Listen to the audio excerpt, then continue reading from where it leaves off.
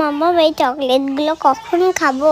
বাড়িতে গিয়ে খাবে, রাস্তায় চকলেট খেতে হয় বলো? মাম্মা ওই যে ওইখানে একটা বাচ্চা কান্না করছে। হ্যাঁ তো সত্যি ওখানে একটা বাচ্চা কান্নাকাটি করছে। চলো আফিফ, তাহলে আমরা দুজন মিলে যাই, কেন কান্নাকাটি করছে সেটা দেখি, কি হয়েছে বাচ্চাটা। চলো চলো চলো চলো। ঠিক আছে মাম্মাম, চলো। বাচ্চা তোমার কি হয়েছে, তুমি কাঁদছো কেন? আমার খুব খেতে পেয়েছে, আমার মা বাবা হারিয়ে গেছে।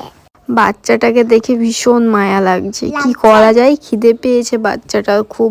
তো চলো আফিফ, তোমার একটা চকলেট এই বাচ্চাটাকে দিয়ে দাও তো। ঠিক আছে মাম্মা, দিয়ে দিচ্ছি। এই বাচ্চা, চকলেটটা তুমি নাও। আন্টি আপনি আমাকে চকলেটটা দিলেন, আমি অনেক কিছু হয়েছি, থ্যাংক ইউ আন্টি। বাচ্চা তুমি এখন চকলেটটা খেয়ে নাও, তোমার অনেক খিদে পেয়েছিল না। ঠিক আছে আন্টি, আমি চকলেটটা খেয়ে নিচ্ছি। আফিফ, বাচ্চাটাকে চলো আমরা আমাদের বাড়িতে নিয়ে যাই। ঠিক আছে মাম্মাম।